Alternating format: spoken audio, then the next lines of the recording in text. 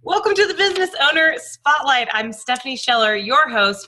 My job is to go out and find really cool business owners. And guys, I found someone super cool. I'm super excited.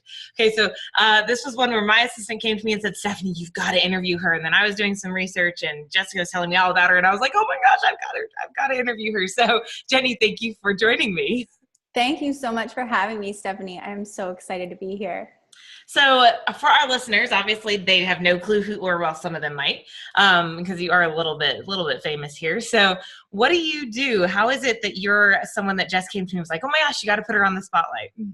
So I am just a girl who was miserable in her job, her day job, for many, many years. And one day I kind of decided that I was sick of my career and I wanted to quit. So I started an Etsy shop to start saving some extra money on the side so I could switch careers. But that day never came because my Etsy shop took off, started making me more than my day job could ever make me in just 6 months. And now I blog and teach people how to replicate my results on Etsy. That's freaking awesome. 6 months. So that's my story. Is pretty much the same thing. It was like a side hustle that all of a sudden it was like, oh yeah, no. Lesson learned. Let's go do this full time. So yours was side hustle from the get-go.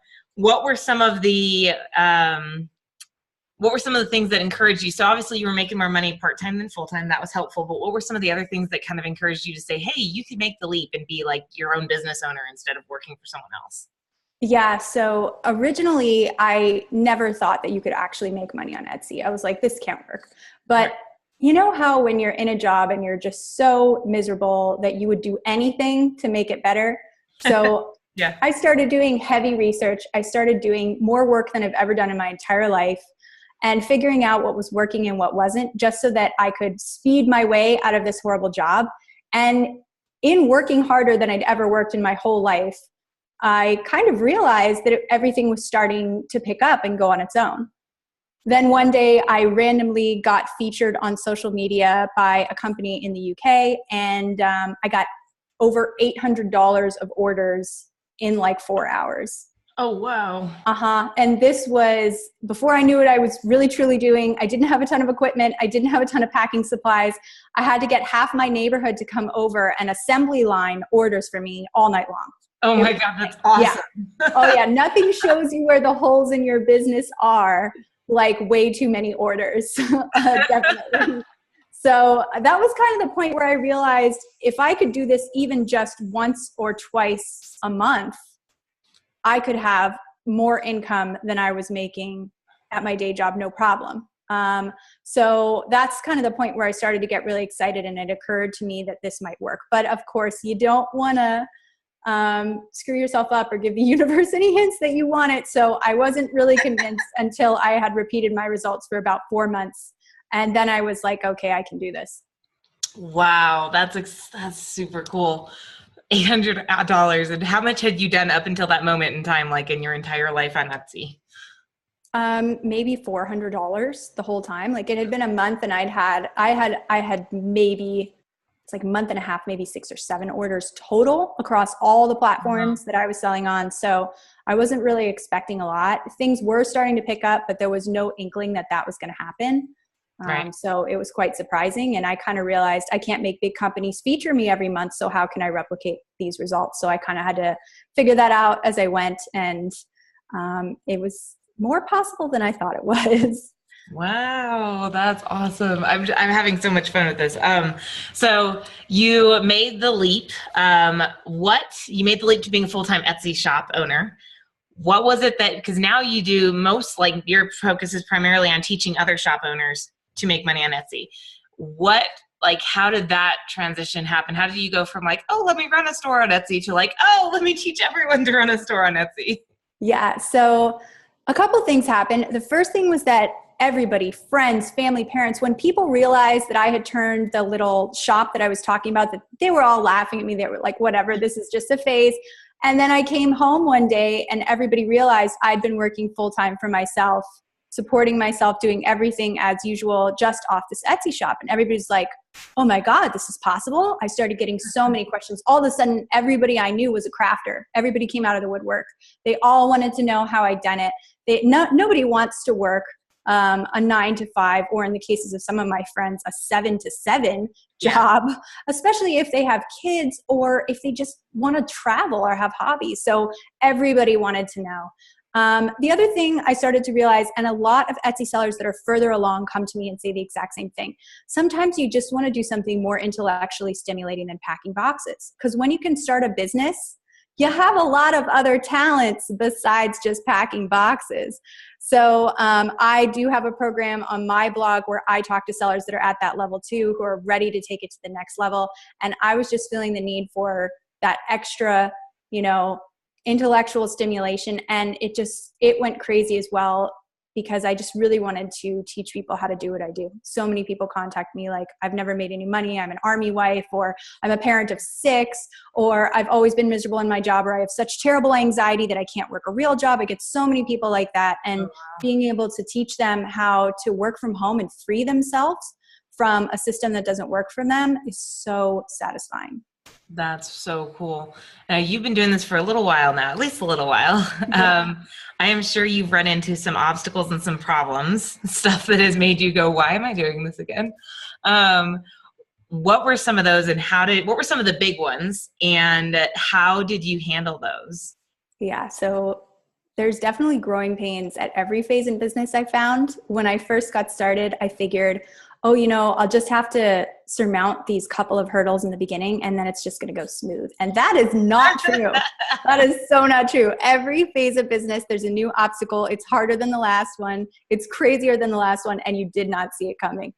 Initially, it was kind of, I think a lot of people fall into the trap of, how did I wind up working 14-hour days, 7 days a week? How did this happen?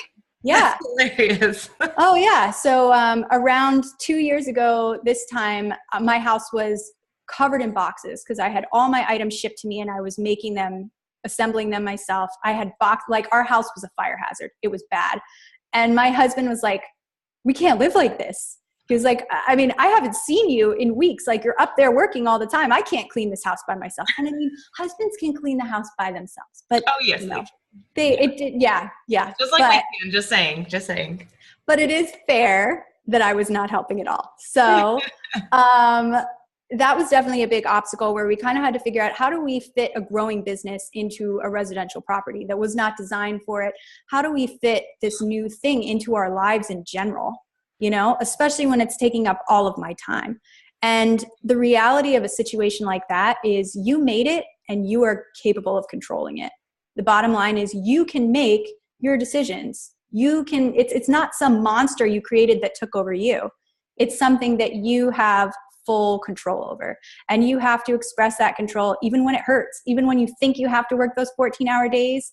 It's always possible to scale back, and it's always possible to find new ways to cut out the extra stuff that you don't need, and instead focus on the couple of things that are really making a difference for you and just double down on those. So that was a huge challenge that probably took me about 6 months to get straight. But once it got straight, it got much better. I am very busy, but I do on average work 5-hour days at the most. And I pack a lot into those 5 hours, but I prefer to have the time off. Otherwise, I get stressed really quickly and I fall right back into that habit of working 14-hour days. So I kind of force myself to do it. It does mean I have to do a lot. It means I have to be super efficient, but I'm happier overall, and the business is growing just the same. So it is definitely doable. And I love that you said that you created this and you can control it, because I think a lot of times business owners get to this point where they don't feel like they're in control anymore. They feel like they are being controlled. And I've always told people, I'm like, your life is the result of the choices you make or the choices you choose not to make. But one way or another, you still made the choice. Yeah, definitely. So I freaking love you just went there with that one. So what were some of the keys to your success in building this empire you've got going on over here? So honestly, mine is a little weird. I think it's the one thing I can put my finger on that has just done absolutely everything for me, above the tactics, above the strategies, above the 1 or 2 things I did that just made a huge amount of growth. My big thing that made a difference was just being stubborn, because I cannot tell you how many times I tried something, it didn't work. And you go away with your tail between your legs, you're upset for a week. But then I would come back and I would critically be like, okay, I can fix this. It sucked. It hurt. I was not happy about it. You know, I may have eaten a little bit too much takeout in front of Netflix, but I can fix it, you know?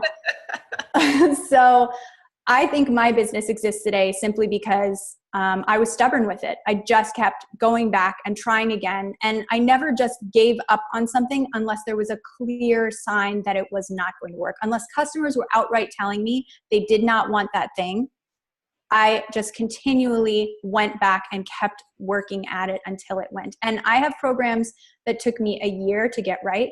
Now it's worth it because they're huge, huge income earners. But in the beginning, it was like, oh my God, I don't know if I'm even capable of doing this much work. Because when you sit down and you realize this might be a year or even 10 years of work, you have just a moment of deer in headlights, like, I could back away now. I could do it. But I kind of believe that when it comes to business, you're going to run into that obstacle eventually anyway. You might as well just deal with it when it's sitting right in front of you. I love that. I agree with that one so much. And I think you're right. It's funny that you went as like the one thing that made the biggest difference for you overall is just the not giving up thing. Because everyone talks about that. And like my favorite quote ever from these entire spotlights was one guy laughed and he goes, "Stephanie, I'm a 24-year overnight success." He was like, I've gotten to where I am because I never gave up. I had a store selling computers back when that was like not a thing. Like every time. And I'm like, that's the thing, is the people who are successful are the ones who just keep coming back up.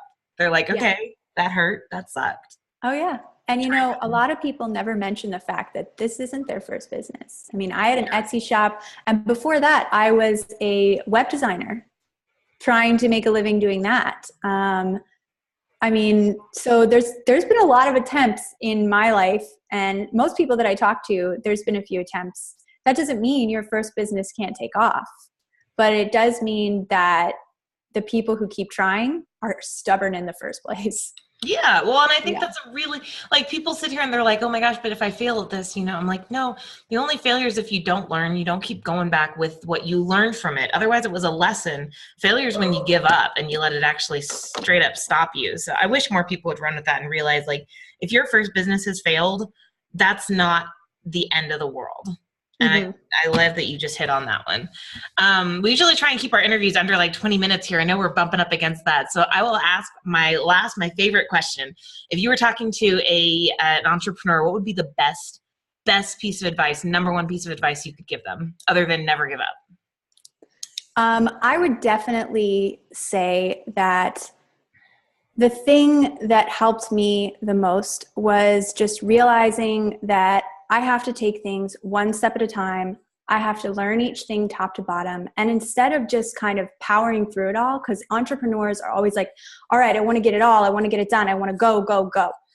My business has done better than ever when I stopped and I took my time, when I created the best content I could create, when I did the best I could with a social media platform, when I spent months and months on something that people said should take me a week. And that doesn't mean that applies across the board, but it does mean that you need to know when to stop and take your time and go slow. The thing is, so many people are like, I want to launch my business in 6 months. Well, great. But once it's launched, you have this thing that's going to support you potentially for a lifetime. What's the rush? Calm down. Take it slow. Get it right. Don't do everything at once. That's some of the biggest mistakes I make. When you look at my past income, the biggest ups and downs, feasts and famines, are because I was trying everything at once. I love that. I think as entrepreneurs, we all fall into that at some point, is, oh, no, I got it. I'll just take care of it real quick. So I love that was your advice. So for our listeners, I mean, come on, was I right or was I right? Was that cool?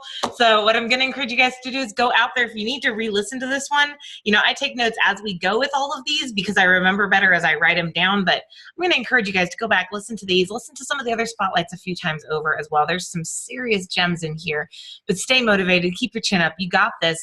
The only thing that's going to stop you is you. Make it a great week.